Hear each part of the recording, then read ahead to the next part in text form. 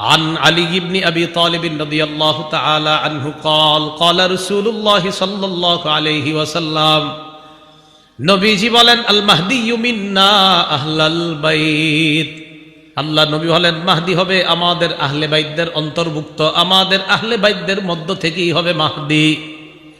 ইউসলিহুল্লাহু ফি লাইলা, এক রাতেই আল্লাহ তাকে খেলাফতের সমস্ত যোগ্যতা দান করবেন। 4 নাম্বার, মাহদি হযরত ফাতেমা রাদিয়াল্লাহু তাআলা আনহার বংশ থেকে হবে। কার থেকে? এখন মনে করেন আপনি বললেন মাহদি, তো আপনার বংশে কি ফাতেমা, তো এখন কেমনে আপনি মাহদি হবেন?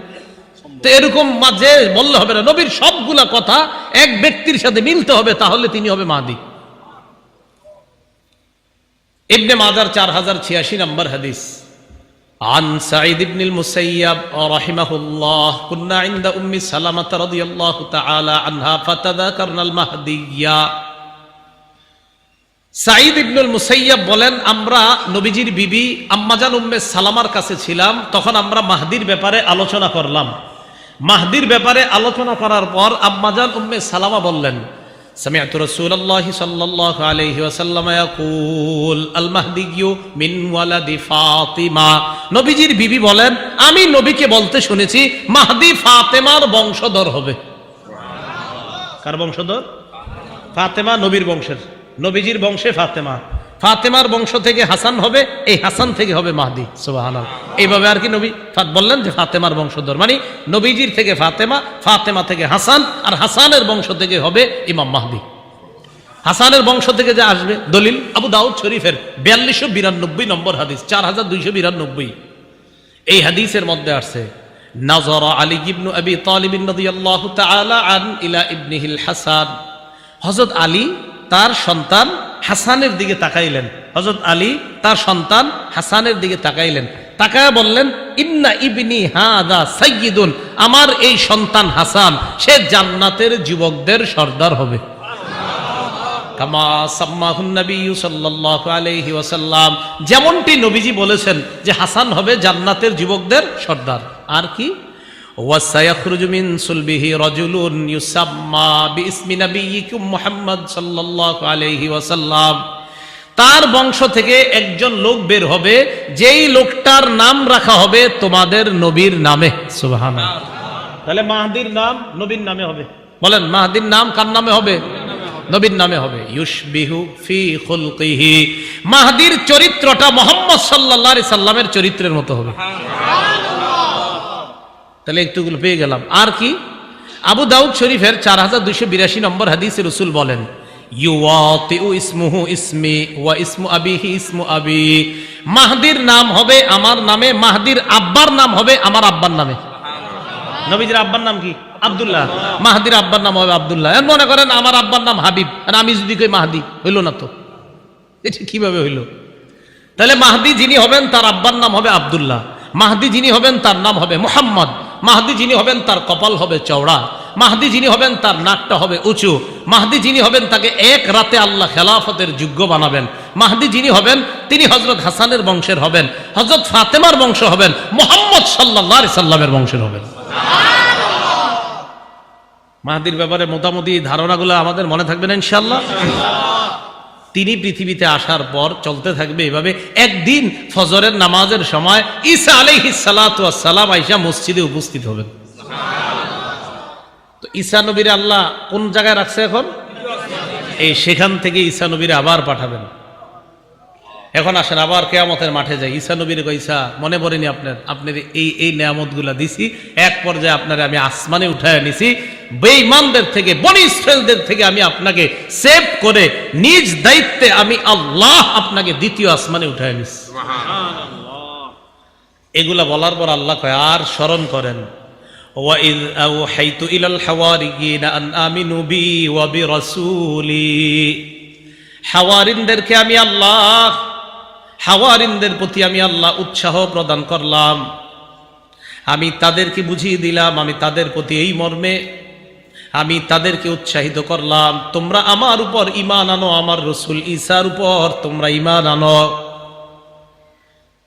12 জন ধোপা ঈসা নবীর উপর ঈমান আনে। কয়জন ধোপা? কাপড় দিত তাফসীরের মধ্যে আছে কাপড় দিত, এরকম 12 জন লেখছে আর কি। হাওয়ারিয়ুন এটা হাওয়ারি শব্দের বহুবচন। হাওয়ার শব্দের অর্থ হলো দেয়ালে সাদা চুনা দেয় না, দেয়ালে সাদা চুনা দেয়, এই সাদা চুনার মতো যে সাদা, এটাকে বলা হয় হাওয়ার। কথা হলো হাওয়ারিয়ুন ঈসা নবীর অনুসারীদেরকে কেন বলা হয়? মুফাসসিরিন কেরাম লেখেন, দেয়ালে সাদা চুনা দিলে যেমন দবদবে সাদা হয়, ওই ঈসা নবীর 12 জন অনুসারী দবদবে সাদা পোশাক সবসময় পরিধান করত, এই জন্য তাদেরকে হাওয়ারি বলা হয়। এই হাওয়ারিরা ঈসা আলাইহিস সালাতু ওয়াস সালামের উপর ঈমান আনলেন। ক্বালু আমান্না, তারা বললেন আমরা ঈমান আনলাম। ওয়াশহাদ বিআন্নানা মুসলিমুন, ঈসা নবীকে বললেন আপনি সাক্ষী থাকেন আমরা মুসলমান। এই কথা বলার পর আল্লাহ পাক রব্বুল আলামিন বলেন, আশ্চর্য ঘোষণার কথা বলেন।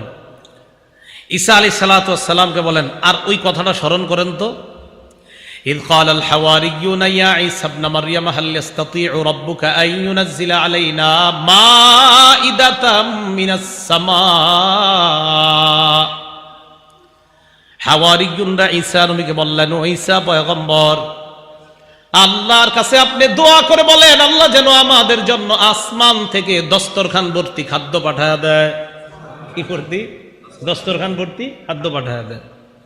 ঈসা নবী বললেন, এইগুলা কি কথা বলো তোমরা? ক্বালাত্তাকুল্লাহ ইন কুনতুম মুমিনিন, ঈসা নবী বললেন আল্লাহকে ভয় করো যদি তোমরা ঈমানদার হও। এগুলা কি বলো?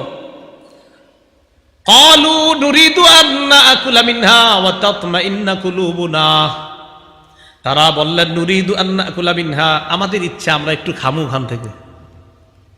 ওয়া তাতমাইন্না কুলুবুনা, আমাদের অন্তরটা যেন আশ্বস্ত হয়, আমাদের অন্তরটা যেন ইতমিনান হয়। মানে তারা বিশ্বাসী কিন্তু ইতমিনানে কল এটা হতে পারে। ইব্রাহিম নবী আল্লাহরে বলছে, আরিনি কাইফা তুহিল মাউতা, আল্লাহ আমারে আপনি দেখান কিভাবে আপনি মরারে জিন্দা করেন। আল্লাহ কয় আওলাম তুমিন, ও ইব্রাহিম আপনি কি বিশ্বাস করেন না? ইব্রাহিম নবী কয় বালা, আল্লাহ বিশ্বাস তো অবশ্যই করি, ওয়ালাকিন লিয়াতমাইন্না কলবি, তবে অন্তরের প্রশান্তির জন্য একটু দেখতে মন চায়। তো হাওয়ারিয়ুনরা বলে একটু অন্তরে প্রশান্তি পাবো, এই জন্য একটু দেখব। হাওয়ারি এর বহুবচন হাওয়ারিয়ুন। আমাদের নবীজির একজন বিখ্যাত সাহাবীকেও বলা হয় হাওয়ারি। আমাদের নবীজির একজন বিখ্যাত সাহাবীকে কি বলা হয়? হাওয়ারি। মনে রাখবেন সাহাবীর নাম যদি পারেন। সহিহ বুখারীর 2846 নম্বর হাদিস, সাহাবীর নাম জুবাইর রাদিয়াল্লাহু তাআলা আন। বলেন কি নাম? জুবাইর রাদিয়াল্লাহু তাআলা আন।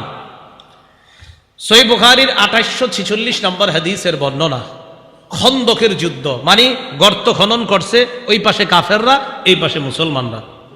নবীজি একদিন বললেন, কে পারবে আমাকে তাদের সংবাদ এনে দিতে? কে পারবে আমাকে ওই কাফেরদের, আবু সুফিয়ান আর তাদের অনুসারী যারা, তাদের সংবাদ এনে দিতে?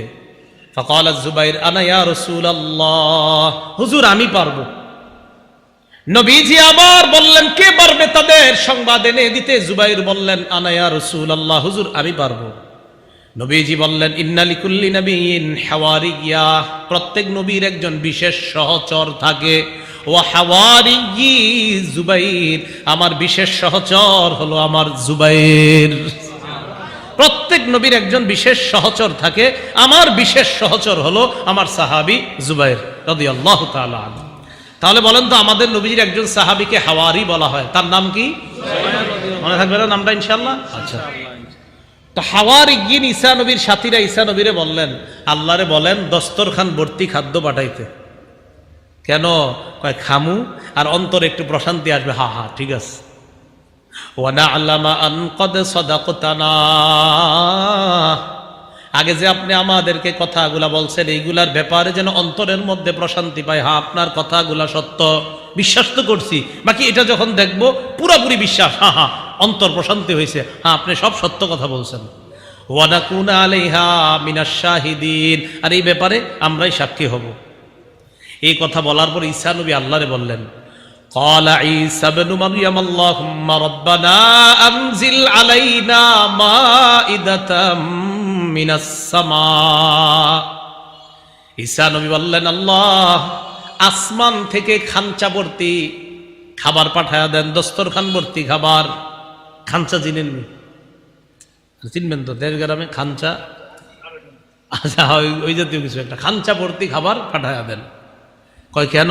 তাকুনু লানা ঈদাল লিআউয়ালিনা ওয়া আখিরিনা ওয়া আয়াতাম মিন, আল্লাহ যেন এটা পূর্ববর্তী আর পরবর্তীদের জন্য আনন্দের কারণ হয়, এবং আপনার পক্ষ থেকে যে এটা একটা নিদর্শন, এটা যেন সারা পৃথিবীবাসীর কাছে এই কথাটা থাকে। এই যে আমি আপনি আজকে জানলাম যে আল্লাহ দস্তরখান ভর্তি খাবার পাঠিয়েছেন, এটা আল্লাহর নিদর্শন।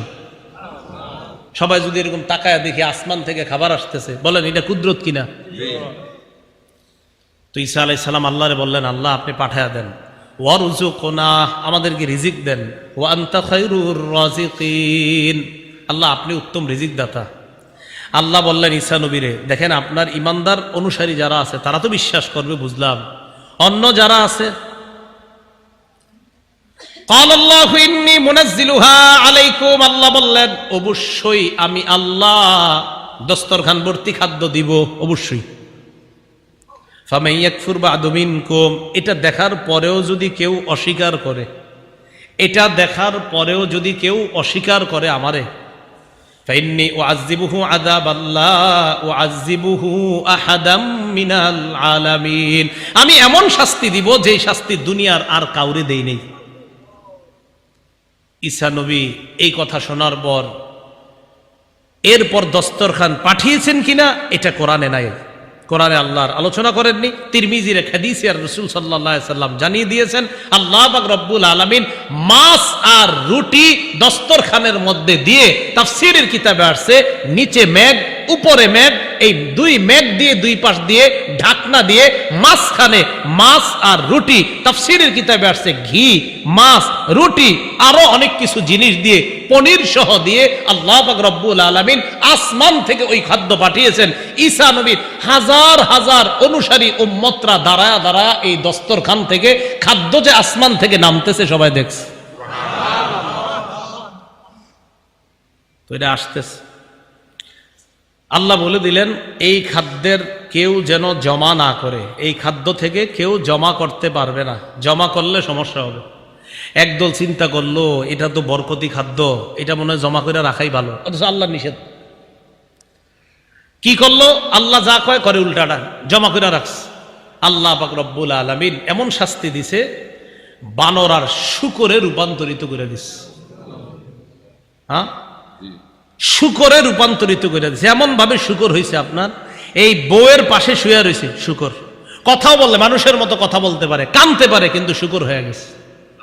আর কয় যে আমরা ঠিক করি নাই, অন্যায় করছি, ভুল করছি। ওই যে আল্লাহ বলে দিছেন, এরপরেও যদি বিশ্বাস না করে এমন শাস্তি দিব যেই শাস্তি আর দুনিয়ার কাউরে দেই নাই। তো সাবধান করে দেন, আমি পাঠাচ্ছি, অবিশ্বাস করলে কিন্তু খবর আছে। এরপরেও তারা আল্লাহর প্রতি পূর্ণ আস্থা আনতে পারেনি।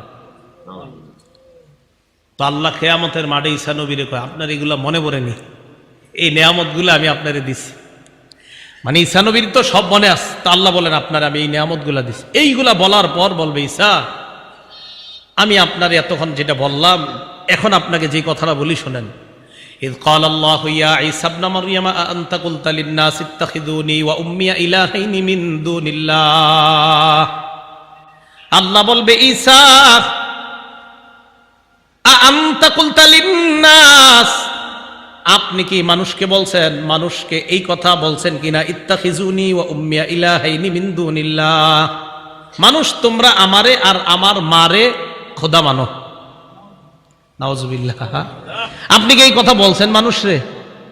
তো ঈসা আলাইহিস সালাতু ওয়াস সালামকে আল্লাহ এটা বলবেন যে আপনি কি এই কথা বলছেন মানুষকে, যে তোমরা আমাকে আর আমার মাকে তোমরা ইলাহ মানো। এজন্য তাদের মধ্যে একটা দল আছে তৃত্ববাদে বিশ্বাসী। কি বাদ? তৃত্ববাদ। তৃত্ববাদ মানে ঈসা নবীরে তাদের একদল তিন খোদার এক খোদা মানে। ঈসা নবীর আম্মাকে মানে আরেক খোদা, আর আল্লাহ হলেন আরেকজন। মোট কয়জন হলো? এই তৃত্ববাদে বিশ্বাসী আছে একদল। আরেক দল তৃত্ববাদে বিশ্বাসী না, মানে ঈসা নবীরে খোদা মানে না ঠিক, তবে তারা ঈসা নবীর ছবি নিয়ে তার সামনে পূজা করে, আরাধনা করে, ইবাদত করে, এটাও খোদা মানারই নামান্তর। তো ঈসা আলাইহিস সালাতু ওয়াস সালাম যখন আল্লাহ বলবেন আপনি কি এগুলা বলছেন, ঈসা নবী তখন বলবে সুবহানাক, আল্লাহ আপনি পুত পবিত্র, আমি কিভাবে এই কথা বলবো? আল্লাহ আল্লাহ এই কথা বলার তো আমার কোনো হকই নাই, আমি তো এটা বলতে পারি না। ইন কুলতু কুলতুহু ফাকাদ আলিমতা, আল্লাহ আমি যদি এই কথা বলে থাকি তা আপনি তো ভালো জানেন এই কথাটা। কিয়ামতের মাঠে বলবে আল্লাহ আমি যদি এই কথা বলে থাকি এটা আপনি ভালো জানেন। তা'লামু মা ফি নাফসি, আল্লাহ আমার মনে কি আছে এটা আপনি জানেন। ওয়ালা আ'লামু মা ফি নাফসিক, আপনার মনে কি আছে এটা আমি জানি না। ইন্নাকা আনতা আল্লামুল গুয়ুব, আল্লাহ আপনি হলেন সমস্ত অদৃশ্যের খবর রাখেন। মা কুলা রব্বি ওয়া রাব্বাকুম, আল্লাহ আমি তাদেরকে শুধু এতটুকু হুকুম করেছি যে তোমরা আল্লাহর ইবাদত করো, যে আল্লাহ আমার রব আর তোমাদের রব, আমি শুধু এই হুকুম করছি, এছাড়া আমি আর অন্য কোনো কিছু বলি না। তাফসীরের কিতাবে আসছে আল্লাহ পাক রব্বুল আলামিন ঈসা নবীরে যখন বলবে আপনি কি জাতিরে বলছেন যেন জাতি আপনারেও খোদা মানে, আপনার আম্মাকেও যেন খোদা মানে, এই কথা বলছেন? তাফসীরের কিতাবে আসছে। এটা শোনার সাথে সাথে ঈসা নবী বলবে যখন না, উম্মতকে আল্লাহ ডাকবে, ডাকার পর বলবে উম্মত তোমাদের কি ঈসা নবী এই কথা বলছে? উম্মত কয় হ্যাঁ বলছে। যখন বলবে বলছে, তাফসীরের কিতাবে আসছে ঈসা নবীর মাথার চুল খাড়া হয়ে যাবে, যে এটি কি কয়, আমি বলে এদেরকে এই কথা বলছি। কিয়ামতের ময়দানে আল্লাহ পাক রব্বুল আলামিন ঈসা আলাইহিস সালাতু ওয়াস সালামকে বলবেন ইয়া ঈসা ইবনে মারইয়াম, হে মারিয়ামের সন্তান ঈসা, উযকুর নি'মাতি আলাইকা ওয়া আলা ওয়ালিদাতিক, স্মরণ করুন ওই সময়কে যেই সময় আমার নেয়ামত আপনার উপর আর আপনার মা মারিয়ামের উপর, তথা আপনার উপর আর আপনার মা মারিয়ামের উপর আমার যেই নেয়ামত আছে, আমি আল্লাহর ওই নেয়ামতের কথা স্মরণ করেন। ঈসা নবীরে কিয়ামতের মাঠে আল্লাহ বলবেন কি নেয়ামত? মারিয়াম আল্লাহর পক্ষ থেকে নেয়ামত হলো এইভাবে, মারিয়ামের মা যিনি ছিলেন তার নাম হান্না। কি নাম? হান্না। মারিয়ামের আব্বার নাম ইমরান। এই ইমরান তিনি ছিলেন বাইতুল মুকদ্দাসের ইমাম। ইমরানের স্ত্রীর নাম হান্না। হান্না গর্ভবতী হলেন। গর্ভে যে সন্তান আসছে সেই সন্তানের ব্যাপারে তিনি মানত করলেন। সূরা আলী ইমরানের ৩৫ নম্বর আয়াতে আল্লাহ বলেন ইয ক্বালাত ইমরাতু ইমরান রব্বি ইন্নী নাযারতু লাকা মা ফী বাতনি মুহাররারা, আল্লাহ আমার পেটে যেই সন্তান, ইমরানের স্ত্রী হান্না আল্লাহর কাছে বললেন আল্লাহ আমার পেটে যেই সন্তান, এই সন্তানটাকে দুনিয়ার বিভিন্ন কাজ কর্ম থেকে মুক্ত রেখে একমাত্র আপনার জন্যই উৎসর্গ করে দিলাম। সন্তান এখনো দুনিয়াতে আসে নাই, পেটে থাকতেই। ফালাম্মা ওয়াদাআতহা ক্বালাত রব্বি ইন্নী ওয়াদাতুহা উনসা, মারিয়ামের মা হান্না যখন সন্তান প্রসব করলেন, সমস্যা হচ্ছে, হান্না যখন সন্তান প্রসব করলেন, সন্তান প্রসব করার পর দেখলেন তার সন্তান একটা মেয়ে। তো হান্না তখন বললেন ইন্নী ওয়াদাতুহা উনসা, আল্লাহ আমি তো কন্যা সন্তান প্রসব করলাম, আমি না মানত করেছিলাম এটারে দুনিয়া থেকে মুক্ত রেখে আপনার জন্য মানত করে দিলাম, উৎসর্গ করে দিলাম, এখন দেখি আমার মেয়ে সন্তান। ওয়াল্লাহু আ'লামু বিমা ওয়াদাআত, মারিয়ামের মা যে মেয়ে সন্তান জন্ম দিছে এটা সবচেয়ে ভালো জানে আল্লাহ। তো আল্লাহ এটা জানে। ওয়ালাইসাত যাকারু কাল উনসা, আল্লাহ বলেন কিছু পুরুষ আছে যারা নারীদের মতো না। আরে তোমার যে মেয়ে হয়েছে এটা তো সাধারণ মেয়ে না, হাজারো পুরুষ আছে এমন যারা তোমার এই মেয়ের সমপর্যায়েরও হওয়ার সম্ভাবনা না। এমন অনেক পুরুষের চাইতো তোমার এই মেয়েকে আমি আল্লাহ দামি বানিয়েছি। যদিও তোমার এটা মেয়ে, হাজারো পুরুষ থেকে তোমার মেয়ে হবে দামি। তো আল্লাহ বললেন ওয়ালাইসা যাকারু কাল উনসা, সব পুরুষ নারীর মতো না, মানে অনেক পুরুষ আছে এমন আর অনেক নারী আছে এমন, ইবাদত করতে করতে একটা নারী এমন পর্যায়ে পৌঁছে যায় যে একটা পুরুষ ইবাদতে তার সমপর্যায়ের হতে পারে না। আল্লাহ বলেন, আমি তো তোমাকে এমন এক মেয়ে দান করেছি, আবেদা হবে, জাহেদা হবে, তাহেরা হবে, পবিত্র হবে। শুধু তাই নয়, আল্লাহ পাক মারিয়ামকে ওই জগতে, গোটা জগতের নারীদের উপর শ্রেষ্ঠত্ব দান করেছে। ওই যে কিয়ামতের মাঠে আল্লাহ ঈসা নবীরে কয়, তোমার মার প্রতিও আমার নেয়ামত আছিল, তোমার উপরও আমার নেয়ামত আছিল, এটা স্মরণ করো তুমি। তোমার আম্মারে আমি দুনিয়াতে আনছি, তোমার নানু চাইছিল একটা ছেলে হোক, কিন্তু তোমার নানিরে আমি দিছি মেয়ে। ঈসা নবীর নানি হান্না চাইছিল একটা ছেলে হোক, তো তোমার নানিরে দিছি মেয়ে। এটা আমি আল্লাহ নেয়ামত, কারণ তোমার মাকে গোটা জগতের উপর আমি শ্রেষ্ঠত্ব দান করেছি। আল্লাহ পাক রব্বুল আলামিন ঈসা আলাইহিস সালাতু ওয়াস সালামের উপর যে নেয়ামত দান করেছেন সেটা কি? অনেকগুলা নেয়ামত ঈসা নবীর উপর আল্লাহর। এর মধ্যে একটা হলো ঈসা আলাইহিস সালাতু ওয়াস সালামকে আল্লাহ বাবা ছাড়া কুদরতি ভাবে কুন ফায়াকুন, হও হয়ে গেছে, এই কালিমার মাধ্যমে ঈসা নবীকে বাপ ছাড়া দুনিয়াতে এনে পুরা জগতে আল্লাহ তার কুদরত প্রকাশ করছেন। ভালো করে মনে রাখবেন, এই পৃথিবীতে মানুষ সৃষ্টি আল্লাহ করেছেন, এর মধ্যে 4টা পদ্ধতি পাওয়া যায়। বলেন কয়টা? 4টা। 1 নাম্বার, কোন নারী পুরুষ ছাড়াই আল্লাহ প্রথম আদম আলাইহিস সালাতু ওয়াস সালাম রে বানাইছে। নারী পুরুষ ছাড়াই আল্লাহ কুদরতি ভাবে বানাইছে। কোন নবীরে? আদম আলাইহিস সালাম। 2, পুরুষের পাজর থেকে আম্মা হাওয়াকে বানাইছে, মানে আদম নবীর পাজর থেকে আম্মাজান হাওয়া আলাইহিস সালাতু ওয়াস সালামকে বানাইছে। তাহলে প্রথম যারে বানাইছে কোন নারী পুরুষের সংমিশ্রণ প্রয়োজন হয় নাই। দ্বিতীয় যাকে বানাইলেন আল্লাহ, আদম নবীর পাজর থেকেই বানিয়ে দিয়েছেন। 3, আমরা যারা বর্তমান পৃথিবীতে আছি, স্বামী স্ত্রীর বৈধ এক পদ্ধতিতে, আল্লাহ প্রদত্ত এক পদ্ধতিতে মানুষ সৃষ্টির যে ধারাবাহিকতা আল্লাহ রেখেছেন, রাখবেন, এটা আরেকটা। ওটা হলো 3টা। 4, বাবা ছাড়া শুধু মায়ের পেট থেকে আল্লাহ তার কুদরত প্রকাশ করেছেন, ঈসা নবীকে বাপ ছাড়া দুনিয়াতে সৃষ্টি করেছে। কয়টা হলো? এই 4 পদ্ধতি। তো ঈসা নবীরে আল্লাহ বললেন, এটা তো তোমার মার প্রতি নেয়ামত, তোমার আম্মারে আমি এমন বানাইলাম, আর তোমার প্রতি আমার নেয়ামত আছে, এটাও স্মরণ করো। কি নেয়ামত? তোমার আম্মা জনগণ থেকে আড়াল হয়ে পূর্ব দিকে চলে গেছে। ফান্তাবাজাত মিন আহলিহা মাকানান শারকিয়া,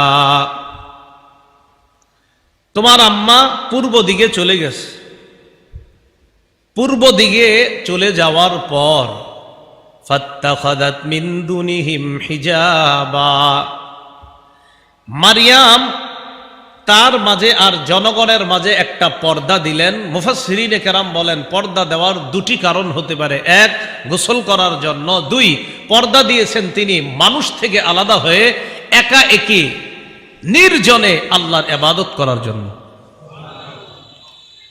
তো মারিয়াম যখন সেখানে পর্দার আড়ালে গেলে, যাওয়ার পর ফারসালনা ইলাইহা রূহানা, আমি আমার রূহকে পাঠায়া দিলাম সেখানে, তথা জিবরিল আমিনকে পাঠাইলাম। ফাতামাসসালা লাহা বাশারান সাওয়িয়া, জিবরিল একটা মানুষের রূপ ধারণ করে মারিয়ামের সামনে উপস্থিত হলো। মারিয়ামের সামনে উপস্থিত হওয়ার পর ক্বালাত ইন্নী আউযু বিররহমানি মিনকা ইন কুনতা তাকিয়া, মারিয়াম বললেন, আমি তোমার থেকে আল্লাহর কাছে পানাহ চাই, রহমানের কাছে পানাহ চাই। তুমি যদি আল্লাহকে ভয় করো, এখান থেকে সরে যাও, তুমি পুরুষ, যাও এখান থেকে। জিবরিল আমিন জবাব দেয়, ক্বালা ইন্নামা আনা রাসূলু রাব্বিক লিআহাবা লাকি গুলামান যাকিয়া, আমি দুনিয়ার কোনো মানুষ নই, আমি তোমার রবের পক্ষ থেকে প্রেরিত ফেরেশতা। আপনি কেন আসছেন? লিআহাবালাকি গুলামান যাকিয়া, আল্লাহর পক্ষ থেকে তোমাকে একটা নেককার সন্তান দেওয়ার জন্য আসছে। সুবহানাল্লাহ। আরে আমার সন্তান হবে কিভাবে? আল্লাহ বলছে তোমার সন্তান হবে। মারিয়াম কয় মানে কি? ক্বালাত আন্না ইয়াকুনু লি গুলামু ওয়া লাম ইয়ামসাসনি বাশার ওয়া লাম আকু বাগিয়া। আন্না ইয়াকুনু লি গুলাম, মারিয়াম কয় আমার সন্তান হবে কিভাবে? ওয়া লাম ইয়ামসাসনি বাশারু ওয়া লাম আকু বাগিয়া, কোন পুরুষ আমাকে স্পর্শ করে নাই, আমি ব্যভিচারিণী নারীও না, আমি খারাপ নারী না। পৃথিবীতে সন্তান দুই পদ্ধতিতে হয়, হয়তো বৈধ পন্থায়, না হয় অবৈধ পন্থায়। আমার কোনোভাবেই তো হওয়ার সম্ভাবনা নাই, আমার সন্তান হবে কিভাবে? এখান থেকে আমি মারিয়ামের জ্ঞান জ্ঞান জ্ঞান কত পরিমাণ জ্ঞানী ছিলেন মারিয়াম, এখান থেকেও বোঝা যায় জ্ঞানীও ছিলেন তিনি। জবাবটা দিলেন কি? জ্ঞান সুলভ জবাব, যে বৈধ পন্থায় স্বামী হতে হয় অথবা অবৈধ পন্থায়, কোনো পন্থাই তো না, তা আমার সন্তানটা হবে কিভাবে? জিবরিল আমিন বললেন কাযালিক, ব্যাপারটা এমনই। সুবহানাল্লাহ। ক্বালা রাব্বুকি হুয়া আলাইয়া হাইয়ুন হুয়া আলাইয়া হাইয়িন, তোমার রব বলেছেন আমি আল্লাহর কাছে এটা একদম সহজ। ওয়ালিনাজআলাহু আয়াতাল লিন্নাস, এটা আমি কেন করব জানো? আমি ঈসাকে গোটা জগতের জন্য নিদর্শন বানাবো। কিয়ামতের মাঠে আল্লাহ বলবে, ঈসা তোমার প্রতি যে আমার নেয়ামত, এই নেয়ামতকে স্মরণ করো, আমি তোমারে বাবা ছাড়া কুদরতিভাবে দুনিয়াতে আনছি। এই কথা ঈসা আলাইহিস সালাতু ওয়াস সালামকে আল্লাহ বলবেন। আর কি বলবেন? ও ঈসা আলাইহিস সালাতু ওয়াস সালাম তার মায়ের পেটে গেছে, যাই হোক, যাওয়ার পর নেয়ামতটা কিরকম, যাওয়ার পর তার মা পেটে নিলেন। প্রসব বেদনা তাকে খেজুর গাছের গোড়ায় নিয়ে গেছে। এটাকে বাইতুল লাহাম বলা হয়, আর খ্রিস্টানরা সম্ভবত এটাকে বেতেল হাম বলে। সেখানে যাওয়ার পর মারিয়াম যখন সন্তান প্রসব করবে, প্রসব বেদনা তাকে সেখানে নিয়ে গেল। সেখানে যাওয়ার পর জায়গাটা ছিল একটু উঁচু, তো সেখানে যাওয়ার পর মারিয়াম সেখানে বসা। ক্বালাত ইয়া লাইতানি মিত্তু ক্বাবলা হাযা, মারিয়াম কয় হায়, এই অবস্থার আগে যদি আমি মইরা যাইতাম। ওয়া কুনতু নাসিয়াম মানসিয়া, আমি যদি বিস্মৃত হয়ে যেতাম, আমি যদি এমন হয়ে যেতাম যাকে সবাই ভুলে যেত, আমি কিভাবে মুখ দেখাবো এই সন্তান হওয়ার পর? আমি যদি মইরা যেতাম ভালোই তো, এরকম বলতেস। ফানাদাহা মিন তাহতিহা আল্লা তাহজানি কদ জাআলা রাব্বুকি তাহতাকি সারিয়া, নিজ থেকে কে যেন ডাক দেয়া, কো মারিয়াম পেরেশান হয়েও না, চিন্তিত হয়েও না, এগুলো বইল না, এইসব বলার কোনো দরকার নাই। তুমি নিচে তাকায় দেখো, আল্লাহ একটা উৎস তৈরি করে দিয়েছে। তাকায় দেখে পানির একটা উৎস তৈরি হয়ে গেছে। উপরে খেজুর গাছ, নিচে পানি, নাও খালি খেজুর খাইবা আর ওখান থেকে পানি খাইবা। এখান থেকে বোঝা যায় গর্ভবতী মা যারা, নারী যারা, তাদেরকে আপনারা তেঁতুল না খাওয়ায় খেজুর খাওয়াবেন না। হয় আল্লাহ কেন গর্ভবতীর জন্য খেজুর গাছ দিলেন? এই জন্য গর্ভবতী নারীকে খেজুর খেজুর দিবেন, তো বোঝা যায় সন্তানের মেধা ভালো হবে, মেধা শার্প হবে। খায় শুধু তেঁতুল, মেধা হয় খারাপ।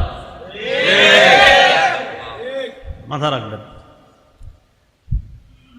তো মারিয়াম সেখানে বসা,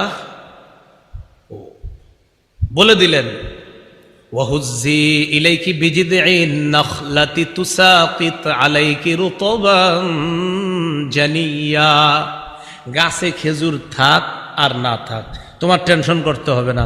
তোমার যখন খিদা লাগবে শুধু নাড়া দিবা, তাজা খেজুর, তুসাকিত আলাইকি রুতবান জানিয়া, তাজা খেজুর তোমার সামনে এসে পড়বে। তোমার কাজ এখানে থাকা। সন্তান এসে গেছে। এখন সন্তান যখন আসছে, আসার আগে আল্লাহ বলে দিলেন আর কি কি করতে হবে। ফাকুলি ওয়াশরবি ওয়াকর্রি আইনা, খাও, পান করো, চোখ শীতল করো। ফাইম্মা তারাইন্না মিনাল বাশারি আহাদা, কোনো মানুষ যদি দেখো, এরা ঝামেলা করবে তোমার সন্তান বাচ্চারে দেখলে। ফাকুলি ইন্নী নাযারতু লির-রহমানি সাওমা, তুমি বলবা আমি রহমানের জন্য মানত করলাম। সৌমা মানে হলো কথাবার্তা কোনো মানুষের সাথে বলবো না, এই কথাবার্তা বলা থেকে আমি মানত করলাম। ওই যুগে কথাবার্তা না বলাটাকেও সৌম বলা হতো।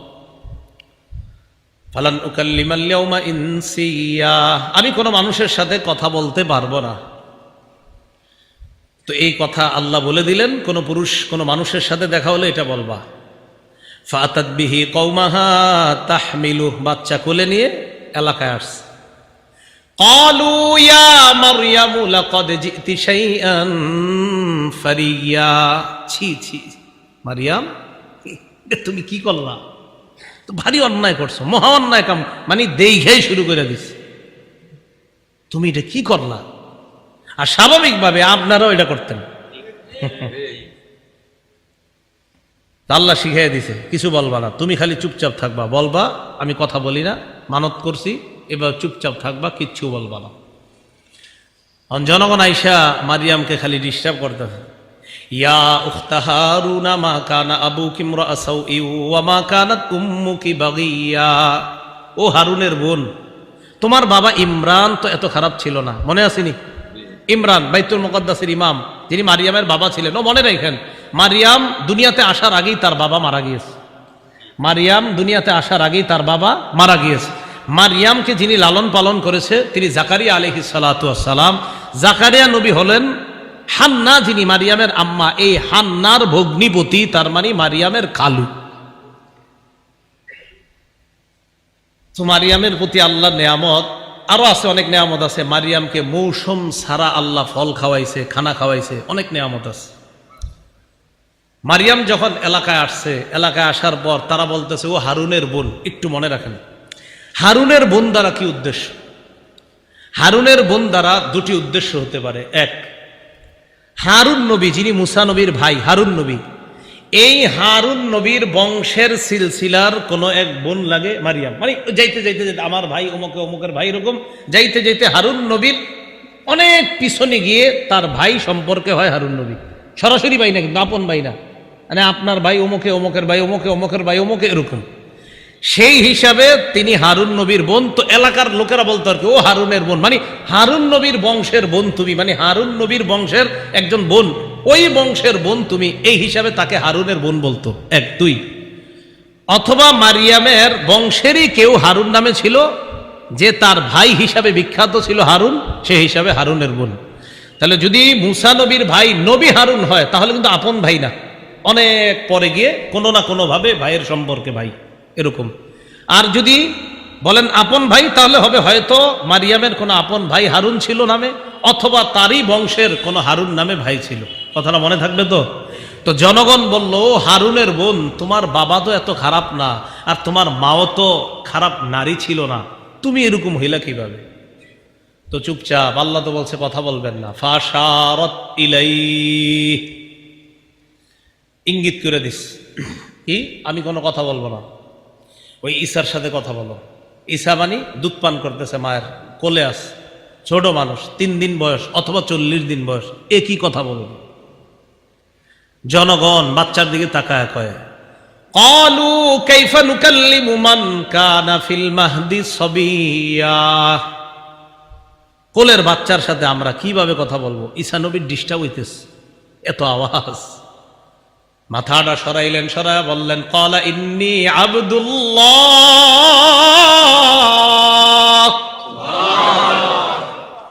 ঈসা নবী কয় আমি আল্লাহর বান্দা। সব আকুরে তাকায় রয়েছে, একটু মানুষের কথা কয়, কয় শুধু বান্দা না, শোনো আরো আস, আতানিয়াল কিতাব, আল্লাহ আমারে কিতাব দান করছে, ওয়া জাআলানি নাবিয়্যা, আল্লাহ আমারে নবী বানাইছে। ছোট মানুষ এগুলো বলতেছে, এগুলা বইলা টইলা উনি আবার মায়ের কোলে আবার মতো। এটাই আল্লাহ কোরআনে বলছেন, ওয়া ইউকাল্লিমুন নাসা ফিল মাহদি ওয়া কাহলা। ঈসা নবী মায়ের কোলেও কথা বলছে, বড় হওয়ার কথাও, বড় হওয়ার পরেও কথা বলছে। এটা আল্লাহর পক্ষ থেকে ছোটবেলায় নাবালেগ অবস্থায় যখন কেউ কথা বলার কল্পনাও করা যায় না, ওই অবস্থায় ঈসা নবীর মুখ দিয়ে কথা বলাটা, এটা ছিল আল্লাহর পক্ষ থেকে ঈসা নবীর মুজিজা। কিয়ামতের মাঠে আল্লাহ কয়, ঈসা তোমার প্রতি যে নিয়ামত আর তোমার আম্মার প্রতি যে নিয়ামত এটা স্মরণ করো। তাহলে মনে বুঝে আসছে নিয়ামত গুলা। এই হ্যাঁ, আর কি? ইয আইয়াতুকা বিরূহিল কুদুস, স্মরণ করো যখন আমি তোমাকে রূহুল কুদুস দ্বারা শক্তিশালী করলাম। এই রূহুল কুদুস দ্বারা কি উদ্দেশ্য? রূহুল কুদুস দ্বারা উদ্দেশ্য হলো জিবরিল আলাইহিস সালাতু ওয়াস সালাম। সহিহ বুখারীর বর্ণনা, 453 নম্বর হাদিসের বর্ণনা। রাসূলুল্লাহ সাল্লাল্লাহু আলাইহি সাল্লামের একজন সাহাবী ছিলেন, নাম হাসান ইবনু সাবিত রাদিয়াল্লাহু তাআলা আনহু। তিনি নবীজির কবি সাহাবী হিসাবে বিখ্যাত ছিলেন। এই হাসান ইবনু সাবিত রাদিয়াল্লাহু তাআলা আনহুকে নবীজি বললেন, হাসান আজিব আনিল মুশরিকিনা, মুশরিকরা যে আমারে উল্টা পাল্টা কথা বলে, আমার পক্ষ থেকে তাদেরকে তুমি কবিতার মাধ্যমে জবাব দিয়ে দাও। তো জবাব দিয়ে দেওয়ার পরে, এই কথা বলার পরে নবীজি বললেন, আল্লাহুম্মা আইয়িদহু বিরূহিল কুদুস, আল্লাহ আমার এই হাসান ইবনে সাবিত নামক সাহাবীকে জিবরিল আমিনের মাধ্যমে সাহায্য করেন, শক্তিশালী করে দিয়েন। তাফসীর ইবনে কাসীরের মধ্যে আসছে, আম্মাজান আয়েশা সিদ্দিকা রাদিয়াল্লাহু তাআলা আনহার বর্ণনা, হাসান ইবনে সাবিত রাদিয়াল্লাহু তাআলা আনহুর জন্য মসজিদে নববীর মধ্যে একটা মিম্বর বানানো হয়েছে।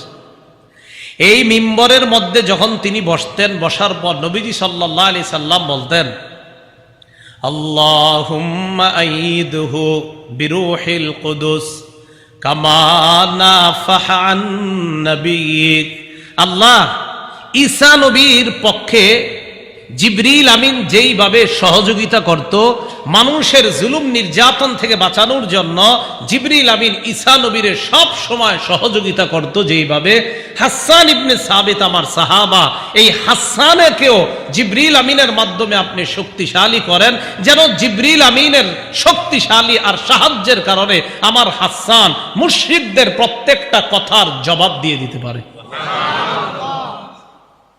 তাহলে রুহুল কুদুস দ্বারা কোন ফেরেশতা উদ্দেশ্য? জিবরিল। বলেন কোন ফেরেশতা? তো আল্লাহ বলেন, ঈসা আমার নিয়ামতটা স্মরণ করেন, কি? তুকা বিরূহিল কুদুস, আমি আপনাকে রুহুল কুদুসের মাধ্যমে শক্তিশালী করেছি। তুকাল্লিমুন নাসা ফিল মাহদি ওয়া কাহলা, ঈসা আপনি শৈশবেও কথা বলতে পারতেন, ছোটবেলাও কথা বলতে পারতেন, কৈশোরেও কথা বলতে পারতেন, মায়ের বুকে থাইকা দুধের শিশু অবস্থায় আপনি কথা বলতেন, আর বড় হওয়ার পরে তো বলতেনই। এটা আমি আল্লাহর পক্ষ থেকে আপনার প্রতি ছিল নেয়ামত। মনে পড়ে কি নেয়ামতের কথা? কিয়ামতের মাঠে ঈসা নবীর আল্লাহ বলবে। আর কি? وَإِذْ عَلَّمْتُكَ الْكِتَابَ وَالْحِكْمَةَ وَالتَّوْرَاةَ وَالْإِنْجِيلَ, আমি আপনাকে কিতাব শিক্ষা দিলাম। এই কিতাব দ্বারা উদ্দেশ্য একটা হতে পারে লেখা বিদ্যা শিক্ষা দিলাম, ওয়াল হিকমাতা বুঝ শক্তি দান করলাম, ওয়াত তাওরাত আমি তাওরাত এবং ইনজিলের যে বিদ্যা, এই বিদ্যাও আমি আপনাকে শিখিয়ে দিলাম। এটা কি মনে পড়ে? আপনার প্রতি এগুলো আমার নেয়ামত ছিল, এই নেয়ামতগুলো স্মরণ করেন। এটা কোথায় বলবে? কিয়ামতের মাঠে। তো আমারে আপনারে যদি বলে, কেউ তোমারে 5 তলা বাড়ির মালিক বানাইছিলাম, মনে পড়েনি তোমার? তো তুমি দি 5 তলা সারাক্ষণ ঘুমায়া থাকতা, জুমায়ও যাইতা না, 5 ওয়াক্ত নামাজ তো দূরের কথা, বছরে একটা ঈদের নামাজেও তুমি যাইতা না, মনে পড়েনি তোমারে যে 5 তলা দিছি? কি অবস্থা হবে? তো ঈসা আলাইহিস সালাতু ওয়াস সালামকে আল্লাহ বলবেন, আমি আপনাকে এই নিয়ামতগুলো দিছি, দুনিয়ার মধ্যে দিয়েছিলাম। আর কি? وَإِذْ تَخْلُقُ مِنَ الطِّينِ كَهَيْئَةِ الطَّيْرِ بِإِذْنِي فَتَنفُخُ فِيهَا فَتَكُونُ طَيْرًا بِإِذْنِي, স্মরণ করুন ওই সময়কে যখন আপনি কাদা মাটি থেকে পাখির আকৃতি আপনি বানাইতেন, বানানোর পর এটার মধ্যে আপনি ফু দিতেন, ফু দেওয়ার পর ওই কাদা মাটির আকৃতি যেটা আপনি পাখির রূপ দিয়েছিলেন, এটার মধ্যে ফু দেওয়ার পর আমি আল্লাহর হুকুমে বাস্তব পাখির মতো উড়া শুরু করে দেয়। ঈসা নবী কাদা মাটি দিয়ে পাখির আকৃতির মতো বানানোর পর এটার মধ্যে ফু দিতেন। আল্লাহ বলেন আমার হুকুমে এটা করতেন আপনি, বাকি আপনি ফু দেওয়ার পর তখন তাকায়া দেখতেন বাস্তব পাখি যেইভাবে উঠতেছে, আমি আল্লাহর হুকুমে আপনার কাদা মাটি দ্বারা বানানো ওই পাখিটাও বাস্তব পাখির মতো আমি আল্লাহর হুকুমে হয়ে যায়। মনে পড়েনি আপনার যে নিয়ামতটা দিছি আমি?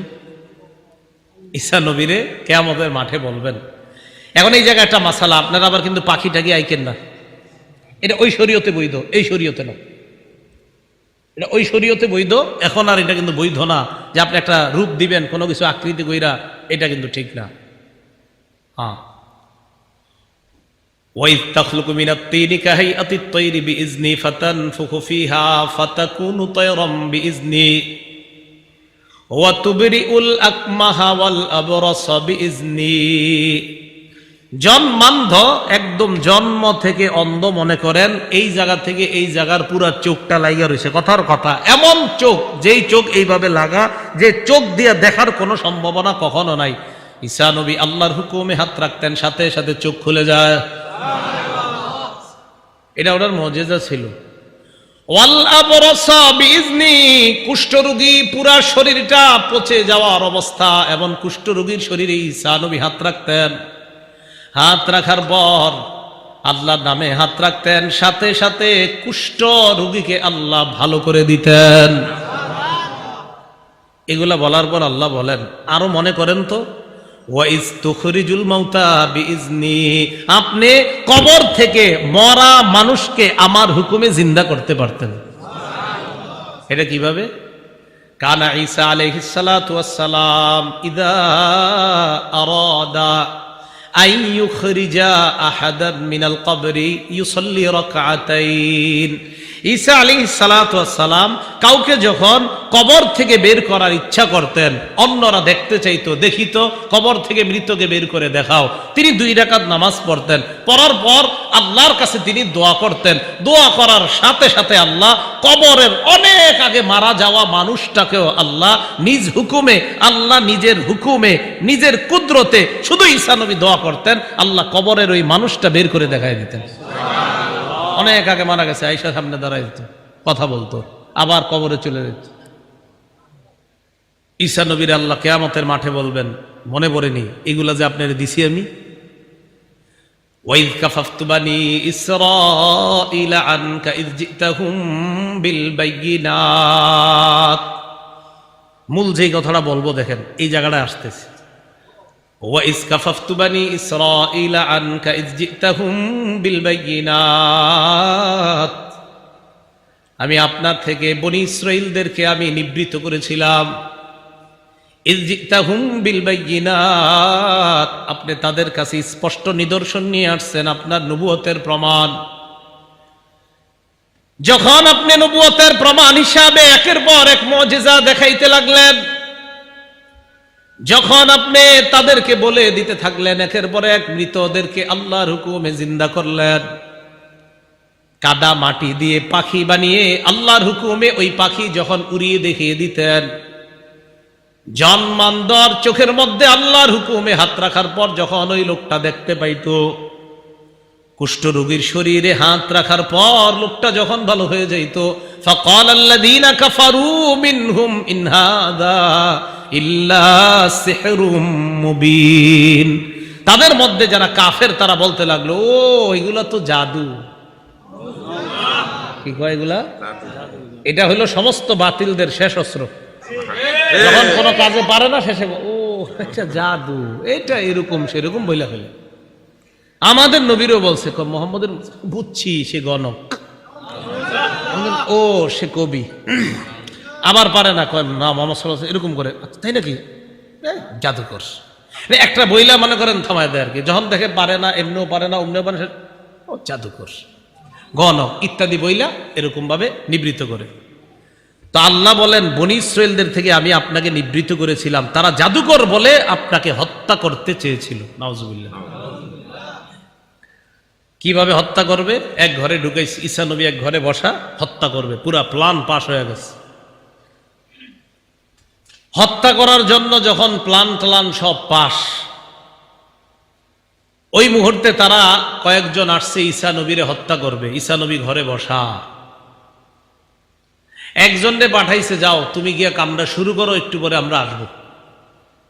তো ঢুকছে, ঢুকার পর ঈসা নবী ভিতরে আছে, আরেকজন তারা পাঠাইছে, ভিতরে এখন কয়জন? দুইজন। একজনে মারার পর থাকবে কয়জন? একজন। বাকি মরা আর জিন্দা সহ ঘরে থাকবে কয়জন? মরা আর জিন্দা সহ থাকবে কয়জন? দুইজন। তা একজনে পাঠাইছে, পাঠানোর পর অনেকক্ষণ হচ্ছে আর কেউ বের হচ্ছে না। তো তারা এক পর্যায়ে ঢুকছে, ঢুকার পর ঘরে যেটা আছে, যিনি আছে, গিয়া দেখে ঘরে একজন আছে। ওই একজনের রূপটা ঈসা নবীর মতো দেখতে। তারে তারা ধরল, ধরার পর শুলিতে চড়াইল, চড়ানোর পর তাকে তারা শুলিবিদ্ধ করে হত্যা করলো। হত্যা করার পর তাদের মধ্যে দুই গ্রুপ। এক গ্রুপ কয়, আচ্ছা একটা কথা, কি ভিতরে তো ছিল দুইজন, মারলাম একজন রে, আরেকজন কো? যদি আমগো লোকরে মাইরা থাকি তো ঈসা কো, আর ঈসারে মাইরা থাকলে আমগো লোক কো? এটাই আল্লাহ বলেন, ওয়ামা কাতালুহু ওয়ামা সালাবুহু। তারা ঈসাকে হত্যাও করেনি, তারা ঈসাকে শুলিবিদ্ধ করেনি, ওয়ালাকিন শুব্বিহা লাহুম, তাদেরকে ধাঁধার মধ্যে ফেলে দেওয়া হয়েছে। এটা একটা ধাঁধা, যে আমগোটা মারলে ওইটা কো, ওইটা মারলে আমগোটা কো। আল্লাহ বলেন, বনী ইসরায়েলদের থেকে আমি আল্লাহ নিজ কুদরতে উপর দিয়ে আমি আপনাকে আসমানে, দ্বিতীয় আসমানে উঠায় নিস। কয় নাম্বার আসমান? দ্বিতীয়। ঈসা নবী এখনো দ্বিতীয় আসমানে আছেন। ঈসা আলাইহিস সালাতু ওয়াস সালাম দুনিয়াতে আসবেন। কিয়ামতের আগে বড় বড় 10টা আলামত ঘটবে। এর মধ্যে ঈসা আলাইহিস সালাতু ওয়াস সালামের আগমন এই 10টার একটা। ঈসা নবীর আগে যিনি দুনিয়াতে আসবেন তিনি ইমাম মাহদি। বলেন কে? মাহদি। এখন কথা হলো, মাহদি কে হবেন? মাহদি, মনে করেন আপনাদের মুন্সিগঞ্জের কেউ হঠাৎ দাবি করলো আমি মাহদি। কিছুদিন আগে এক লোক বাংলা ভাষায় বলতেছে, কোন রমজানে জানি ওনারে স্বপ্নে দেখাইছে আল্লাহ নাকি বলছে, ইন্না জাআলনাকা খলিফাতান ফিল আরদ, আমি আপনারে খেলাফত দিলাম, আপনি মাহদি, আল্লাহ বলছে রে। আর ঈদের পরে তিনি স্বপ্নে দেখছে মুহাম্মদ সাল্লাল্লাহু আলাইহি সাল্লাম আয়েশা বলছে, হ্যাঁ তুমি মাহদি। তো উনিও দাবি করে বলছে আমি মাহদি। কোন চিপা চুপা থেকে ইমাম মাহদি নিজেরে বলবেন আমি মাহদি, মাথায় রাখবেন। মাহদি কে হবে এই ব্যাপারে হাদিসে আছে। আমার সাথে বাংলা বলেন, বলেন মাহদি তিনি হবেন, বলেন যার সাথে আমাদের নবীর বক্তব্য মিলে যাবে তিনি হবেন মাহদি। সোজা হিসাব। আর আপনি বলে ফেললেন আমি মাহদি, কিন্তু নবীর বক্তব্য মিলল না, তা আপনি মাহদি হইলেন কেমনে? মাহদি যিনি হবে, খুব মন দিয়ে শোনেন, মাহদি যিনি হবেন তিনি 7 বছর অথবা 9 বছর রাজত্ব করবেন। কয় বছর? 7 বছর অথবা 9 বছর রাজত্ব করবেন যিনি মাহদি হবেন। ইবনে মাজাহ হাদিসের কিতাব 4083 নম্বর হাদিসের বর্ণনা।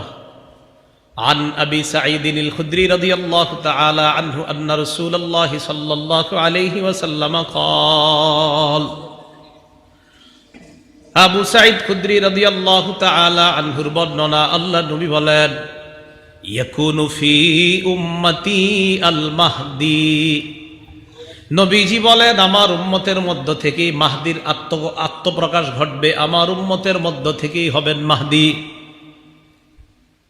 ইন কুসিরা ফাসাবউন ওয়া ইল্লা ফাতিসউন, মাহদি দুনিয়ার মধ্যে 7 বছর অথবা 9 বছর রাজত্ব করবে।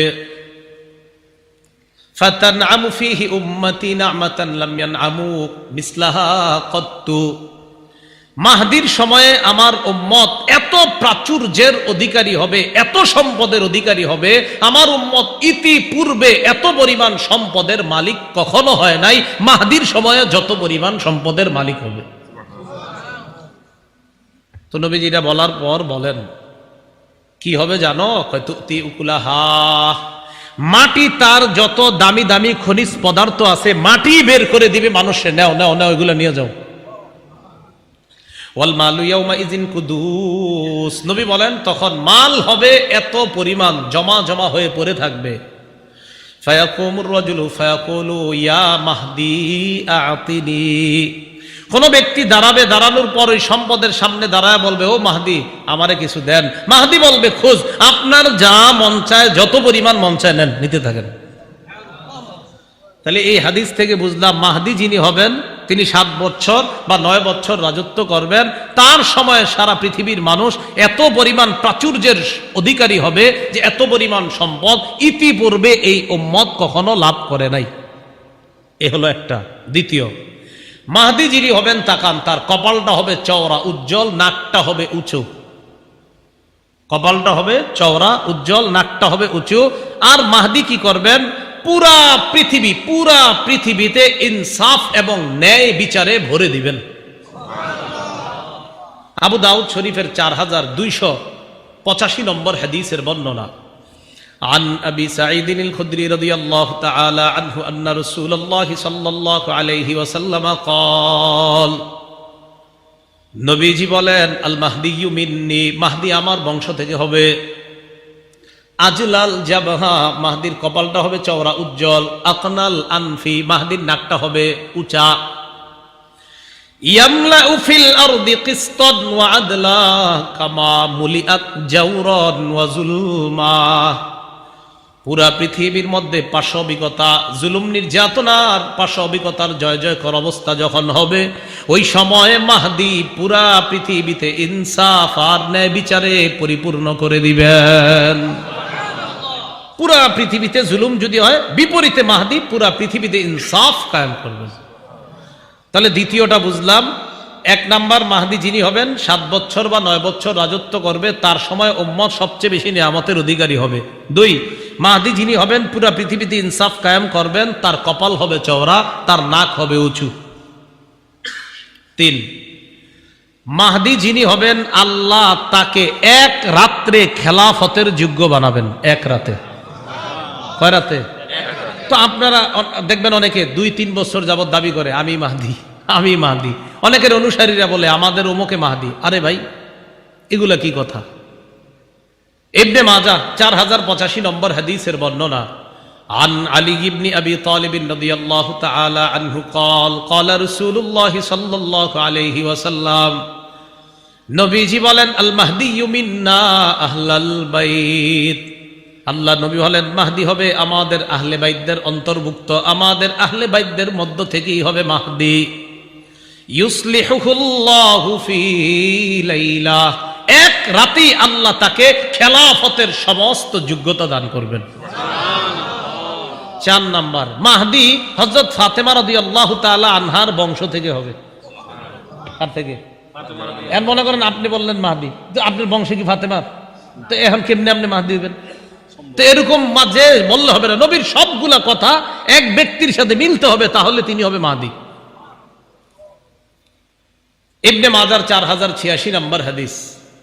عن سعيد بن المسيب رحمه الله كنا عند أم سلمة رضي الله تعالى عنها فتذكرنا المهدية। সাঈদ ইবনুল মুসাইয়াব বলেন, আমরা নবীজির বিবি আম্মাজান উম্মে সালামার কাছে ছিলাম, তখন আমরা মাহদির ব্যাপারে আলোচনা করলাম। মাহদির ব্যাপারে আলোচনা করার পর আম্মাজান উম্মে সালামা বললেন, সামি'তু রাসূলুল্লাহি সাল্লাল্লাহু আলাইহি ওয়াসাল্লাম ইয়াকুল আল মাহদিয়্যু মিন ওয়ালাদি ফাতিমা, নবীজির বিবি বলেন, আমি নবীকে বলতে শুনেছি মাহদি ফাতেমার বংশধর হবে। কার বংশধর? ফাতেমা, নবীর বংশের, নবীজির বংশে ফাতেমা, ফাতেমার বংশ থেকে হাসান হবে, এই হাসান থেকে হবে মাহদি। সুবহানাল্লাহ। এইভাবে আর কি নবী বললেন যে ফাতেমার বংশধর, মানে নবীজির থেকে ফাতেমা, ফাতেমা থেকে হাসান, আর হাসানের বংশ থেকে হবে ইমাম মাহদি। হাসানের বংশ থেকে যে আসবে, দলিল আবু দাউদ শরীফের 4292 নম্বর হাদিস, 4292। এই হাদিসের মধ্যে আসছে, নাযারা আলী ইবনে আবি তালিব রাদিয়াল্লাহু তাআলা আন ইলা ইবনিহিল হাসান, হযরত আলী তার সন্তান হাসানের দিকে তাকাইলেন। হযরত আলী তার সন্তান হাসানের দিকে তাকাইলেন, তাকায় বললেন, ইন্না ইবনি হাদা সাইয়্যিদুন, আমার এই সন্তান হাসান সে জান্নাতের যুবকদের সর্দার হবে। কামা সাম্মাহুন নবী সাল্লাল্লাহু আলাইহি ওয়াসাল্লাম, যেমনটি নবীজি বলেছেন যে হাসান হবে জান্নাতের যুবকদের সর্দার। আর কি? ওয়াসায়াখরুজু মিন সুলবিহি রাজুলুন ইউসাম্মা বিইসমি নবিয়িকুম মুহাম্মদ সাল্লাল্লাহু আলাইহি ওয়াসাল্লাম, তার বংশ থেকে একজন লোক বের হবে, যেই লোকটার নাম রাখা হবে তোমাদের নবীর নামে। সুবহানাল্লাহ। তাহলে মাহদির নাম নবীর নামে হবে। বলেন, মাহদির নাম কার নামে হবে? নবীর নামে হবে। ইউশবিহু ফি খুলকিহি, মাহদির চরিত্রটা মুহাম্মদ সাল্লাল্লাহু আলাইহি সাল্লামের চরিত্রের মতো হবে। তাহলে একটুগুলো পেয়ে গেলাম। আর কি? আবু দাউদ শরীফের 4282 নম্বর হাদিসে রাসূল বলেন, ইউওয়াতিউ ইসমুহু ইসমি ওয়া ইসমু আবিহি ইসমু আবি, মাহদির নাম হবে আমার নামে, মাহদির আব্বার নাম হবে আমার আব্বার নামে। নবীজির আব্বার নাম কি? আব্দুল্লাহ। মাহদির আব্বার নাম হবে আব্দুল্লাহ। মনে করেন আমার আব্বার নাম হাবিব, আর আমি যদি কই মাহদি, হইল না তো? এটা কিভাবে হইল? তাহলে মাহদি যিনি হবেন তার আব্বার নাম হবে আব্দুল্লাহ, মাহদি যিনি হবেন তার নাম হবে মুহাম্মদ, মাহদি যিনি হবেন তার কপাল হবে চওড়া, মাহদি যিনি হবেন তার নাকটা হবে উঁচু, মাহদি যিনি হবেন তাকে এক রাতে আল্লাহ খেলাফতের যোগ্য বানাবেন, মাহদি যিনি হবেন তিনি হযরত হাসানের বংশের হবেন, হযরত ফাতেমার বংশ হবেন, মুহাম্মদ সাল্লাল্লাহু আলাইহি সাল্লামের বংশের হবেন। মাহদির ব্যাপারে মোটামুটি ধারণাগুলো আমাদের মনে থাকবে না ইনশাআল্লাহ। তিনি পৃথিবীতে আসার পর চলতে থাকবে এভাবে। একদিন ফজরের নামাজের সময় ঈসা আলাইহিস সালাতু ওয়াস সালাম আয়েশা মসজিদে উপস্থিত হবেন। তো ঈসা নবীর আল্লাহ কোন জায়গায় রাখছে এখন? এই সেখান থেকে ঈসা নবীর আবার পাঠাবেন। এখন আসেন আবার কিয়ামতের মাঠে যাই। ঈসা নবীর কইসা মনে পড়েনি আপনার এই নিয়ামতগুলা দিছি, এক পর্যায়ে আপনারে আমি আসমানে উঠায় নিছি, বেঈমানদের থেকে, বনি ইসরাইলদের থেকে আমি আপনাকে সেভ করে নিজ দায়িত্বে আমি আল্লাহ আপনাকে দ্বিতীয় আসমানে উঠায় নিছি। সুবহানাল্লাহ। এগুলা বলার পর আল্লাহ কয়, আর স্মরণ করেন, ওয়াইয আওহাইতু ইলাল হাওয়ারিয়িনা আন আমিনু বি ওয়া বিরাসূলি, হাওয়ারিনদেরকে আমি আল্লাহ, হাওয়ারিনদের প্রতি আমি আল্লাহ উৎসাহ প্রদান করলাম, আমি তাদেরকে বুঝিয়ে দিলাম, আমি তাদের প্রতি এই মর্মে আমি তাদেরকে উৎসাহিত করলাম, তোমরা আমার উপর ঈমান আনো, আমার রাসূল ঈসার উপর তোমরা ঈমান আনো। 12 জন ধোপা ঈসা নবীর উপর ঈমান আনে। কয়জন ধোপা? কাপড় দিত, তাফসীরের মধ্যে আছে কাপড় দিত, এরকম 12 জন লেখছে আর কি। হাওয়ারিয়ুন, এটা হাওয়ারি শব্দের বহুবচন। হাওয়ার শব্দের অর্থ হলো দেয়ালে সাদা চুনা দেয় না, দেয়ালে সাদা চুনা দেয়, এই সাদা চুনার মতো যে সাদা, এটাকে বলা হয় হাওয়ার। কথা হলো হাওয়ারিয়ুন ঈসা নবীর অনুসারীদেরকে কেন বলা হয়? মুফাসসিরিন কেরাম লেখেন, দেয়ালে সাদা চুনা দিলে যেমন দবদবে সাদা হয়, ওই ঈসা নবীর 12 জন অনুসারী দবদবে সাদা পোশাক সবসময় পরিধান করত, এই জন্য তাদেরকে হাওয়ারি বলা হয়। এই হাওয়ারিরা ঈসা আলাইহিস সালাতু ওয়াস সালামের উপর ঈমান আনলেন।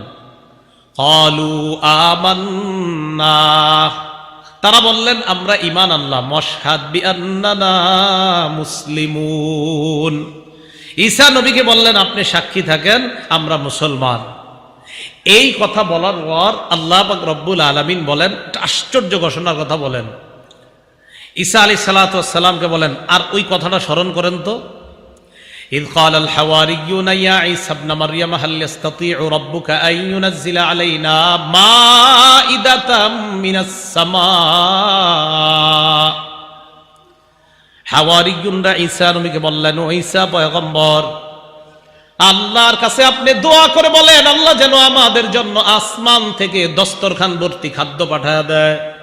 কি ভর্তি? দস্তরখান ভর্তি খাদ্য পাঠায় দেয়। ঈসা নবী বললেন, এইগুলা কি কথা বলো তোমরা? ক্বালাত্তাকুল্লাহ ইন কুনতুম মুমিনিন, ঈসা নবী বললেন আল্লাহকে ভয় করো যদি তোমরা ঈমানদার হও। এগুলা কি বলো?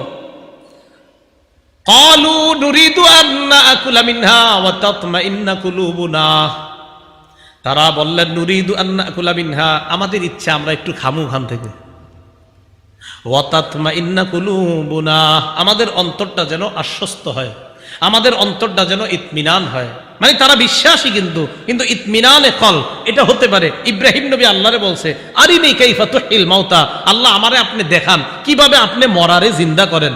আল্লাহ কয় আওয়ালাম তুমিন, ও ইব্রাহিম আপনি কি বিশ্বাস করেন না?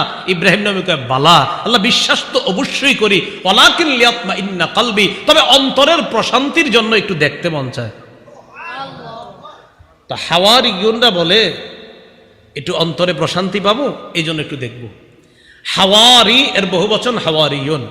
আমাদের নবীজির একজন বিখ্যাত সাহাবীকেও বলা হয় হাওয়ারি। আমাদের নবীজির একজন বিখ্যাত সাহাবীকে কি বলা হয়? হাওয়ারি। মনে রাখবেন সাহাবীর নাম যদি পারেন। সহিহ বুখারীর 2846 নম্বর হাদিস, সাহাবীর নাম জুবাইর রাদিয়াল্লাহু তাআলা আন। বলেন কি নাম? জুবাইর রাদিয়াল্লাহু তাআলা আন। সহিহ বুখারীর 2846 নম্বর হাদিসের বর্ণনা, খন্দকের যুদ্ধ, মানে গর্ত খনন করছে, ওই পাশে কাফেররা, এই পাশে মুসলমানরা।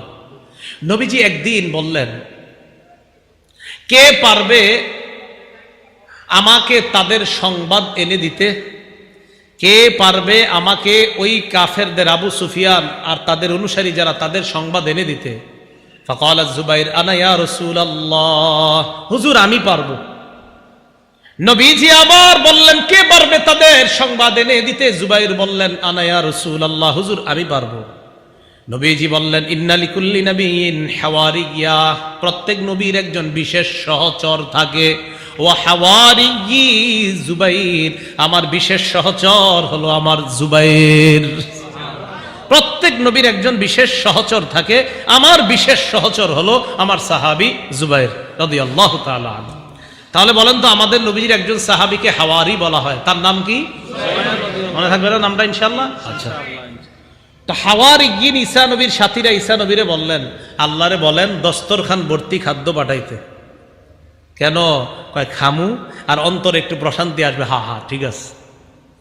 ওয়া না'লামা আন ক্বাদ সাদাকতানা, আগে যে আপনি আমাদেরকে কথাগুলা বলছেন এইগুলার ব্যাপারে যেন অন্তরের মধ্যে প্রশান্তি পায়। হ্যাঁ আপনার কথাগুলা সত্য, বিশ্বাস তো করছি, বাকি এটা যখন দেখবো পুরাপুরি বিশ্বাস, হ্যাঁ হ্যাঁ অন্তর প্রশান্তি হয়েছে, হ্যাঁ আপনি সব সত্য কথা বলছেন। ওয়া নাকুনা আলাইহা মিনাশ শাহিদিন, আর এই ব্যাপারে আমরাই সাক্ষী হব।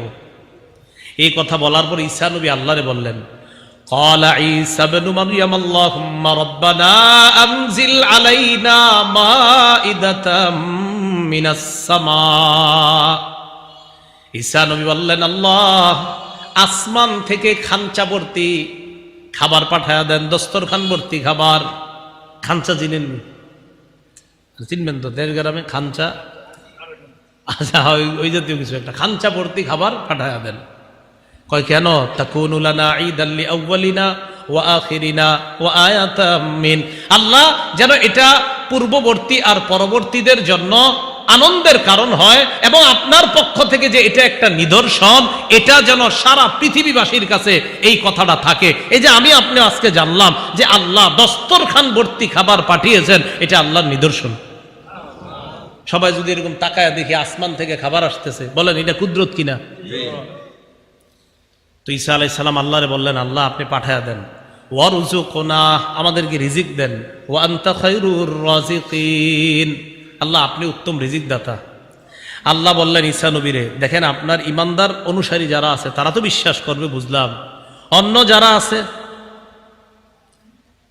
ক্বালাল্লাহু ইন্নী মুনাজ্জিলুহা আলাইকুম, আল্লাহ বললেন অবশ্যই আমি আল্লাহ দস্তরখান ভর্তি খাদ্য দিব, অবশ্যই।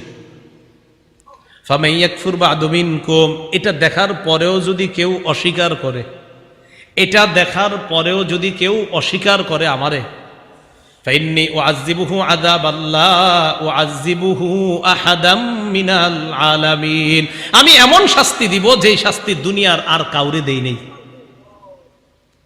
ঈসা নবী এই কথা শোনার পর এরপর দস্তরখান পাঠিয়েছেন কিনা এটা কোরআনে নাই, কোরআনে আল্লাহর আলোচনা করেননি। তিরমিজির এক হাদিসে আর রাসূল সাল্লাল্লাহু আলাইহি সাল্লাম জানিয়ে দিয়েছেন, আল্লাহ পাক রব্বুল আলামিন মাছ আর রুটি দস্তরখানের মধ্যে দিয়ে, তাফসীরের কিতাবে আসছে নিচে মেঘ উপরে মেঘ, এই দুই মেঘ দিয়ে দুই পাশ দিয়ে ঢাকনা দিয়ে মাঝখানে মাছ আর রুটি, তাফসীরের কিতাবে আসছে ঘি, মাছ, রুটি, আরো অনেক কিছু জিনিস দিয়ে, পনির সহ দিয়ে আল্লাহ পাক রব্বুল আলামিন আসমান থেকে ওই খাদ্য পাঠিয়েছেন।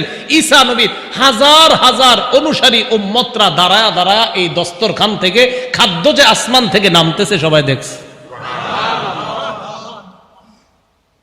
তো এটা আসতেছে, আল্লাহ বলে দিলেন এই খাদ্যের কেউ যেন জমা না করে, এই খাদ্য থেকে কেউ জমা করতে পারবে না, জমা করলে সমস্যা হবে। একদল চিন্তা করলো এটা তো বরকতি খাদ্য, এটা মনে হয় জমা করে রাখাই ভালো, অথচ আল্লাহ নিষেধ। কি করলো? আল্লাহ যা কয় করে উল্টাটা জমা করে রাখছে।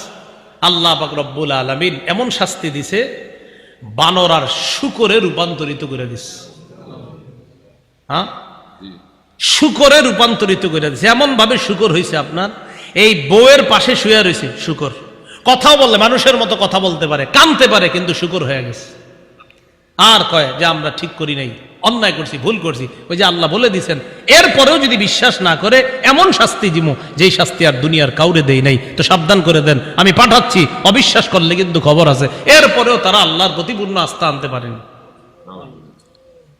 তো আল্লাহ কিয়ামতের মাঠে ঈসা নবীরে কয়, আপনার এগুলা মনে পড়েনি? এই নেয়ামত গুলো আমি আপনারে দিছি। মানে ঈসা নবীর তো সব মনে আছে। তা আল্লাহ বলেন, আপনার আমি এই নেয়ামত গুলা দিছি। এইগুলা বলার পর বলবে, ঈসা আমি আপনার এতক্ষণ যেটা বললাম, এখন আপনাকে যে কথাটা বলি শোনেন। ইয ক্বালাল্লাহু ইয়া ঈসা ইবনে মারইয়াম আনতা কুলতা লিন-নাসি ইত্তাখিযুনি ওয়া উম্মি ইলাহাইনি মিন দুনিল্লাহ। আল্লাহ বলবে, ঈসা